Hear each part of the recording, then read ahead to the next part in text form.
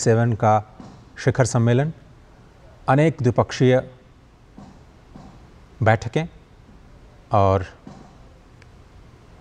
अंतिम और तीसरे चरण में क्रोएशिया का पहला प्रधानमंत्री का दौरा। प्रधानमंत्री की इन 3 देशों की यात्रा को बहुत ही ऐतिहासिक माना जा रहा है और समसामयिक वैश्विक घटनाक्रमों के बीच प्रधानमंत्री ने जो नेतृत्व दिया है, संपूर्ण विश्व को जो संदेश दिए हैं कि कोई भी क्षेत्र हो, चाहे यूरोप या फिर एशिया, ये समय युद्ध का नहीं है। बातचीत के जरिए ही मुद्दों को सुलझाया जाना आज के समय की मांग है।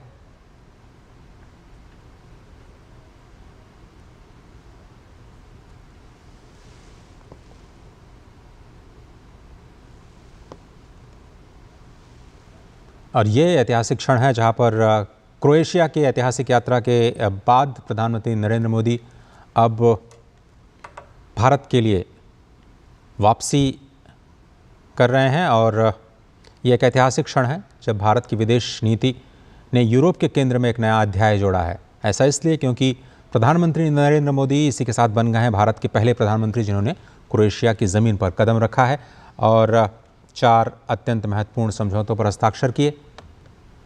दोनों देशों के बीच सांस्कृतिक संबंध, कारोबारी संबंध, रक्षा क्षेत्र में भी संबंधों पर बातचीत को आगे बढ़ाने में सफलता मिली है। अत्यंत ऐतिहासिक दौरा रहा। दोनों देशों के बीच प्रतिनिधिमंडल के स्तर की वार्ता हुई। इस एयरपोर्ट पर प्रधानमंत्री का भव्य स्वागत किया गया था और बहुत ही